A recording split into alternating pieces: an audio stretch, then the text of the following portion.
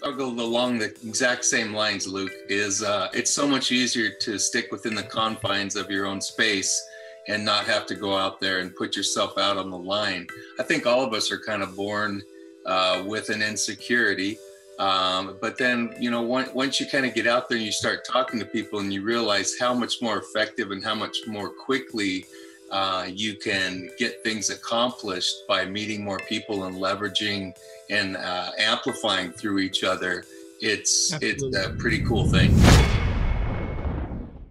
Is your business struggling right now? You might think that it's because you don't have enough sales, but the reality is it's because you don't have the attention of the marketplace. This is attention equals dollars.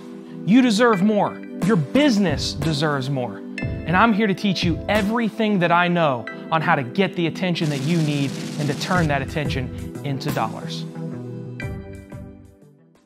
Welcome to Attention Equals Dollars. I'm your host, Luke Nesler, where we come to you each week with my guests to help you master digital attention and, most importantly, increase your sales. Listen, this show is the show where we have conversations with my expert friends that have built business empires, that have had success entrepreneurially, and have things that they can teach you about getting attention, turning it into dollars. Look, marketing online, marketing in general is a confusing space. The concept, the point, the goal of this show is to bring you guests that can help bring clarity to the questions you have of how do I build my business? How do I find success? And today I've got an awesome guest. I've got my friend Mark Carter. Mark and I met at an event recently in Las Vegas called the 10X Growth Con. And I'm going to get into that story in a second because it is a perfect example of something that I believe firmly in, and that is relationship building and networking. But the reason I wanted to have Mark on is because he has an extremely impressive resume. Mark has been with companies like The Do Tour, NBC Sports, Simple Green, Saatchi & Saatchi, and now he's gone out on his own to create Carter Sports Marketing, to where he is helping revolutionize the sports marketing industry with all the expertise that he's built. So we're going to talk to him today about is a little bit about that journey. How did he get to where he is today?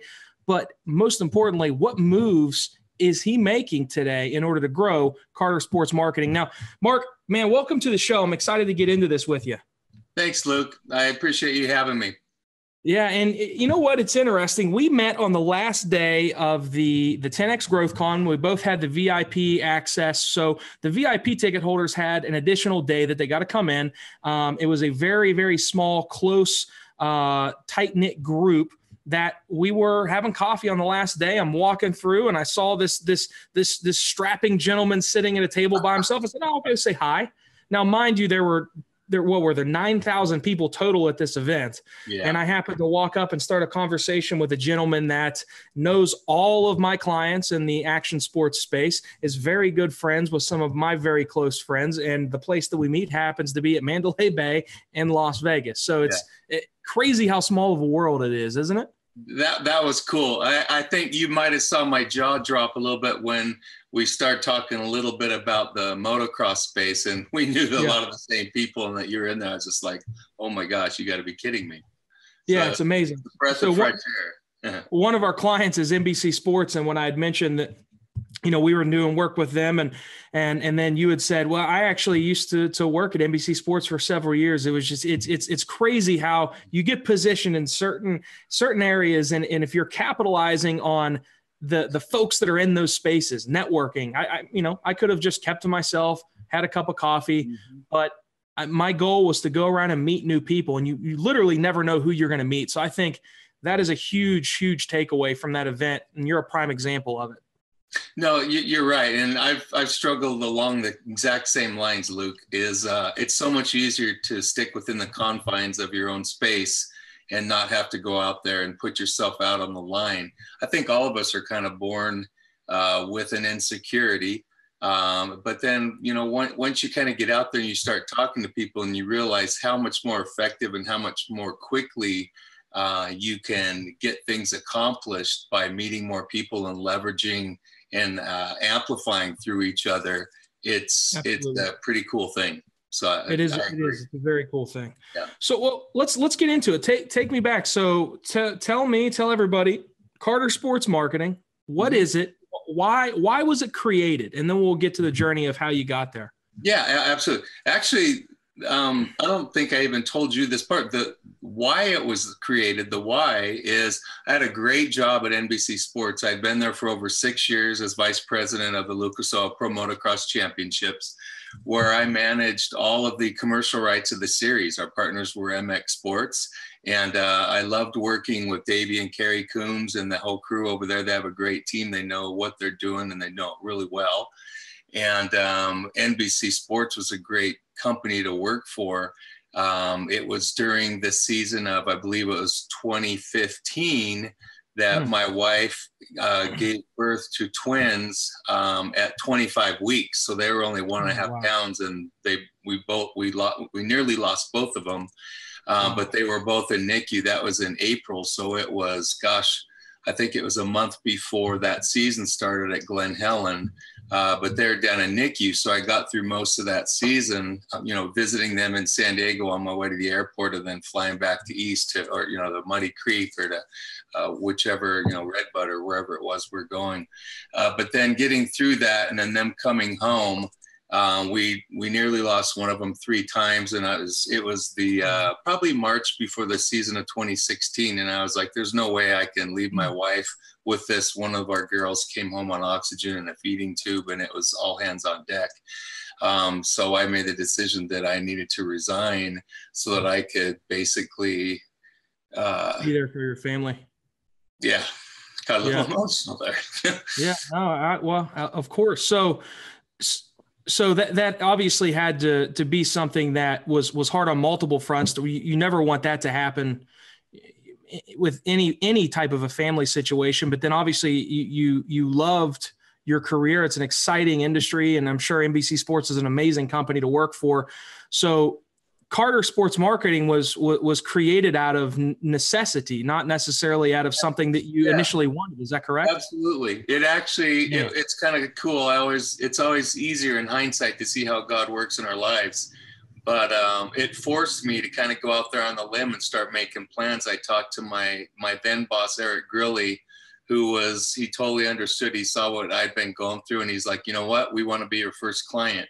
So they kept me on board, and I continued to manage the partnerships for the series. As far as we had a ton of renewals on deck to get, I think we had to renew about 12 or 14 sponsors, and I was still bringing in some new ones. So that was cool. They kept me on board. That was my first client right out of the gate, and I did some work with Lucas Oil and Red Bull, and most of the people at that time were in the motocross space or action sports space. When I was we can go into that in a little bit, but Joe Gibbs Racing, the Coy Gibbs and David Evans over there at JGRMX, I worked with them for a couple of years as well. But it was interesting, to say the least. I've seen photos. I've seen photos of your family on Facebook. So you have 2 beautiful girls, and yes. So let's finish that story. So everybody understands what happened. So they're doing well today, correct? They're both good. They turn 4 next week. We're having their 4th birthday. One of our girls actually has cerebral palsy. So she's got some issues walking a little bit, but she's doing good. She's always got a smile, and she's just so strong, and she's a fighter. And then I have a 6-year-old boy as well, who's just, Mr. Big Brother. So he's always protecting him, and it's cool. That was another reason that I left NBC Sports, because I had been gone every summer for 12 weekends for the past 6 years. And I really wanted to make sure that I had time to start getting him out to the beach, teaching him how to surf and do things that you normally would do in the summer on the weekends. So it worked out good. It was a good move for my family, because you can't take those years back ever. And I'm glad that I did.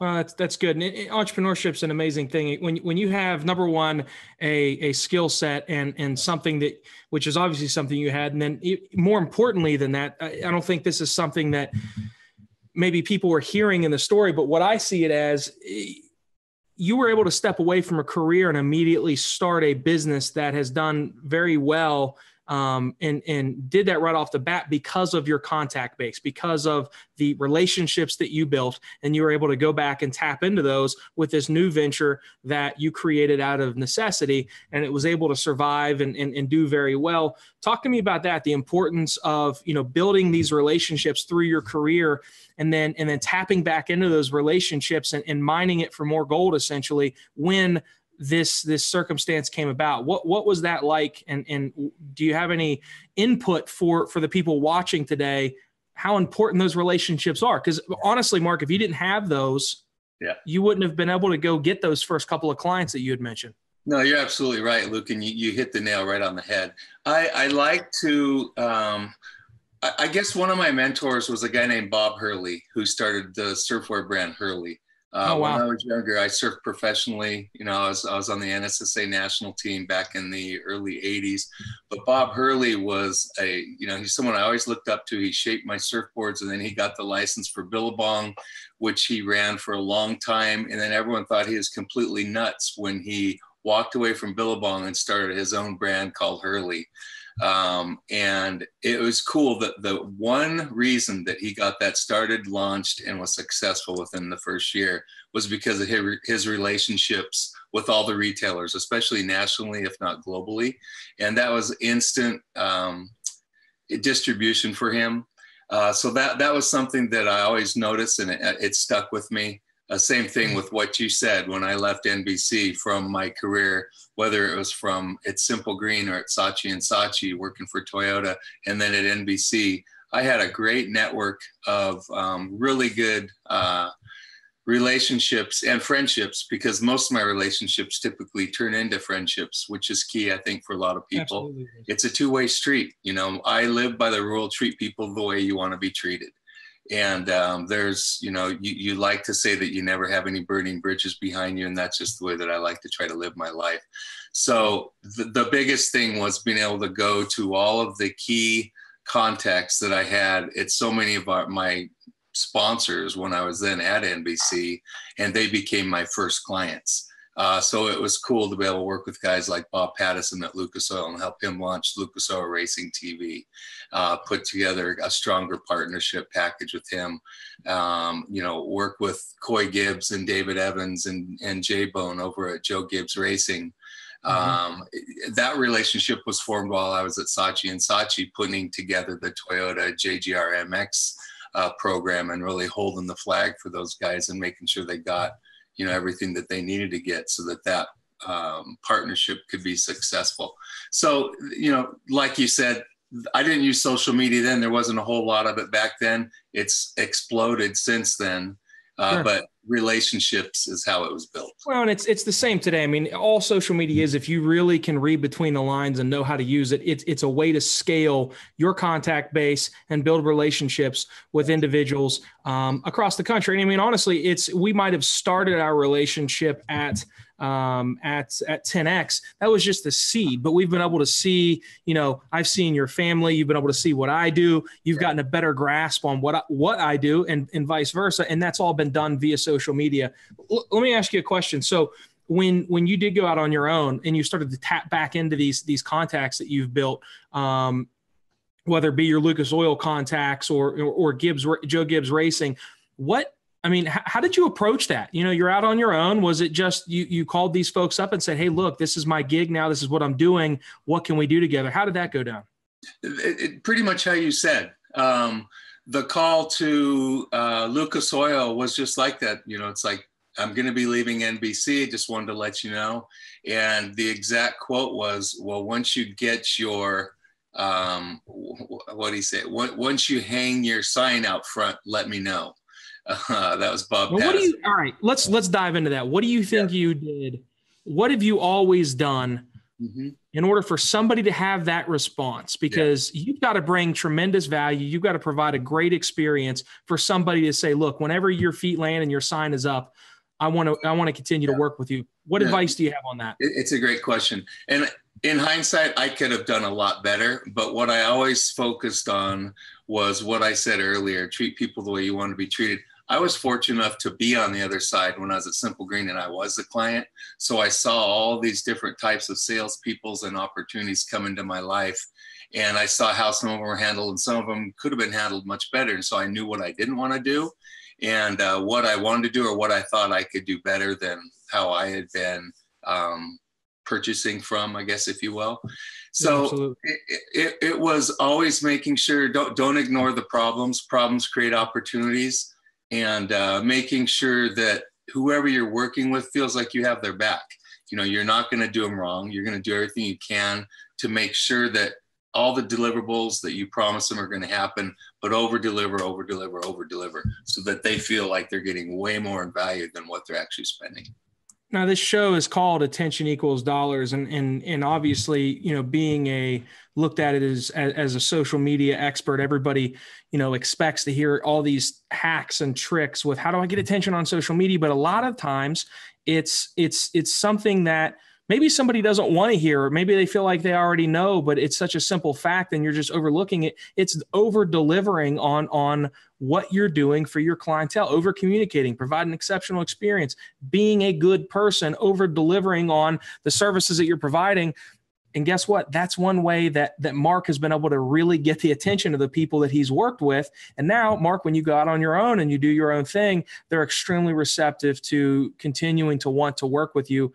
And to be honest, you need that in order to survive. If you would have half-assed everything and not really built that solid relationship, when you would have gone out and said, hey, I'm going out on my own, the response from these people probably would have been much different. So I think a big takeaway, or, you know, if we're on Brad Lee's podcast, we'll be dropping a bomb today, over delivering to get the attention, because I think it's something that is not often done. And that's I agree 100%.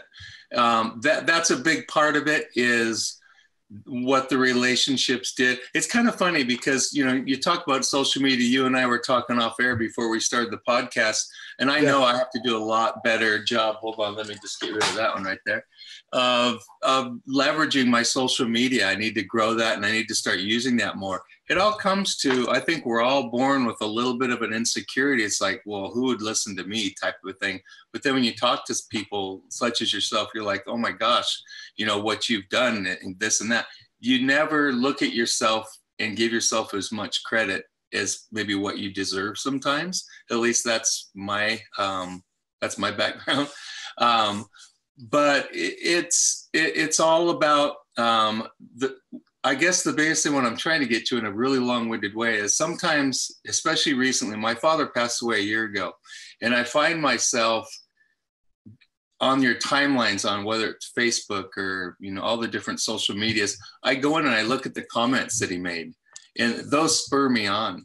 And a lot of times, even though you might only do one social media post a day, it's looking at the comments on those and what people think about you or what they say about you, that you go, wow, you know what? I have that person's respect. I think that's key, because there are a lot of people that use social media, and it turns me off where I stop following them, because it's kind of like, dude, you're tooting your own horn, but you're not relevant, and you haven't really earned the respect of who you're expecting to follow you. So it needs to be done in the right way. I think you're 100% right. I think, and that's where a lot of people ask me, Luke, why are you so big on self-promotion? Why do you always promote yourself? And because they're looking at it as you're bragging. It's being, you know, self-absorbent and all this stuff, where if you really look at it, the difference between somebody that really knows how to self-promote and somebody that's just online bragging about their credentials is they're bringing value. So when somebody sees me online, those that don't understand it just see me being online. But if they would listen, what I'm actually bringing to the table, yes, I might say I'm the best in the game. I can help you turn attention into cash, but then I teach you how to do something. I bring value to the conversation. And what happens is it gets those listening that need that service. And when it's time to buy, they're going to buy from the expert. So it's something that, you know, Mark, you're obviously an expert in a very specific area in a really specific industry that right now there's a tremendous amount of low-hanging fruit. Those competitors of yours, not many of them, if any at all, are out there promoting their expertise and sharing valuable, knowledgeable information with those on social media. And here's the thing, you don't know who's watching. Maybe somebody that you did business with, you know, 5, 10 years ago is seeing that content. And you said one thing that made him say, you know what, man, I need to reach out to Mark. Something he just said is something that we need. And then there's a potential contract for you. Well, so literally how it works. Well, when we have our next call in a couple of weeks, we're going to probably figure out how to do more business together, because I know what I'm not good at, and it's something that you're very good at. And I've actually picked up a couple of good pointers in watching some of your content on social, and it's been really cool. I'm glad we met. What has it been, a month now? It's going to continue to grow. But you're right. Social media is powerful, and it needs to be used the right way. And there's a lot of companies that aren't using it the right way. So there's a huge opportunity for it. What is your goal for Carter Sports Marketing? What are you trying to accomplish? What are you trying to solve in the industry to where, for example, in my industry, there's thousands of marketing agencies. Mm-hmm. I'm trying to solve the problem of showing you a true way to where you can get massive brand awareness and actually turn that into increased business, increased revenue. Yeah. I'm trying to bring clarity to that. How are you trying to be a change agent in the industry? Yeah, for me, my goals, there's actually 3 of them that I'm focused on right now. The first being traditional sponsorships are completely gone, and they've changed. The sponsorship landscape has completely changed. I've worked with some companies that didn't get it as far as realizing how much third-party metrics and data you need, so that you know who you're speaking to and what kind of return on the investment is coming in. So utilizing all that other data accumulation to bring in so that you can be smarter about how you're spending your money is huge, for one. Leveraging the social media and content of it is completely flip-flopped from what it was, say, 5 years ago. It's all about how can you leverage social, how can you get creative content, and how can you push it out, and how can you amplify with your partners? So that's one big key. The second is, one of my clients is USA Surfing, and that's my passion. Like I said, growing up, I was a surfer out here in Huntington Beach, and so now I'm the exclusive sports sponsorship agency for USA Surfing. It's the national governing body of surfing in America, with surfing starting the Olympics in 2020. That's been really fun. That leads me to the third point, is everything that I've done is I feel like I haven't been doing anything to give back to some of the younger kids. I look at where I was when I was 19, 20, 21, and now I'm 57. I'm going to be turning 58 in a couple of weeks. I wasted 3 decades of my life, really, because I didn't really I didn't surround myself with the right people. I didn't have a circle of influence. And I think there's a lot that I can do to try to help the youth, especially in motocross and the surfing spaces, because that's what I know really well, is watch out for the pitfalls. And I know firsthand, because I stepped in most of them, to keep you on track, both just financially, personally, and just growth-wise, just doing things that are smart and not stupid. Yeah. So, well, man, I think the big thing with you've got these relationships that you've leveraged. You obviously know how to bring tremendous amounts of value to your client base. And the one thing you haven't tapped into that can scale that, and admittedly, is social media. And I think you've got these 3 sectors of really what you're trying to do and how you're trying to change the game. And it's just bringing light to that and positioning yourself as the face of that. And you're not going to do that by one-on-one meeting new people at events like we just did. You're not going to be able to scale an empire that way, but you literally, everything you've done to build a successful career in I guess the corporate world, and now going to the entrepreneurship space, the one piece is just taking what you know and your knowledge and telling the world what you just told me on social media. And here's the thing. You're a great guy. You're kind. I can tell you're probably concerned about what people might say. What if not every single person's going to be down with what you say? That's part of it. Yep. And that comes along with the territory, but you've got that aura about you that I feel confident, more so than even you can present your material in a way that it's going to be, people are going to be far more receptive to it. I'm very much in your face. If I disagree or think something is stupid, I'm going to say, this is crazy that you're doing this. This is what you need to be doing. Your approach would be much different. And that's obviously something that we'll talk about, but wrapping it up, I appreciate that. Mark, you're a great example of some things that are often forgotten today. It's a lot of times people are too consumed in the digital landscape, how to automate things, how to do things differently than they used to. And sometimes you have to. You know, TV and radio don't work today like they used to as far as a form of advertising. Yeah. But going above and beyond, relationship building, making sure that you're delivering tremendous amounts of value, and then tapping back into the people that you provided value to through a simple phone call, through maybe a cup of coffee, and rekindling that relationship. That is an old school technique that is still as valuable today, probably more so today than it was back then. And that's what you're a king of that. So, I appreciate that. And I appreciate you having me on, because this is a really good example of my goals as far as how can I start improving and stretching my social media is by leveraging my relationships with people that I already do.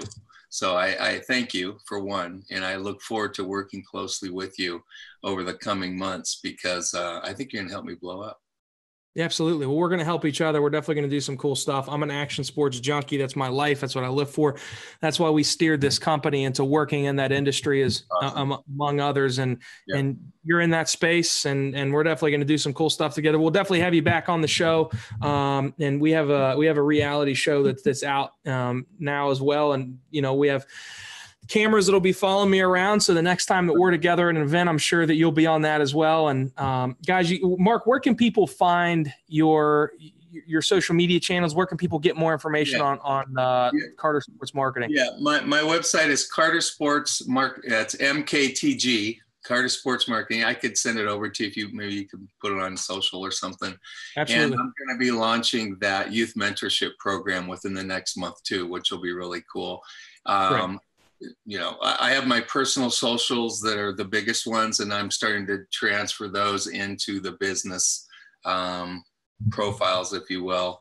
So Carter Sports Marketing is my Instagram, and Carter Sports Marketing on Facebook is there. And marketing spelled out on the social media channels? Yeah, it's fully spelled on those too. All right. Not on the website. So make sure you follow Mark, follow his journey. He has an impressive resume. Mark is extremely humble, but he's a heavy hitter. You don't work for those organizations unless you're doing something right. So any bit of information or knowledge that you can pull off of him is extremely valuable. So be sure you follow him. Make sure you rate, review, subscribe to the podcast on iTunes. That's how we get discovered. That's how we can help more people, is by you sharing the love and letting us know what you think, letting us know by a review. And then also, if you're watching us live on Facebook, be sure to like, comment, share, like the Luke Nesler page. If you're watching us on YouTube, be sure to subscribe, comment, and share that video out. And as always, this show is brought to you to help you understand how to get attention and turn it into sales. Understand through other people's journeys how you can pull one or two bits of information off of guests like Mark, like Bradley, like Matt Monero, and create a master plan for yourself that's going to help you find success. That's what we do, and that's what I want to help you do. Listen, we'll see you guys next week, and be sure to go out, get attention, and turn it into sales. We'll talk to you soon. Is your business struggling right now? You might think that it's because you don't have enough sales, but the reality is it's because you don't have the attention of the marketplace. This is attention equals dollars. You deserve more. Your business deserves more. And I'm here to teach you everything that I know on how to get the attention that you need and to turn that attention into dollars.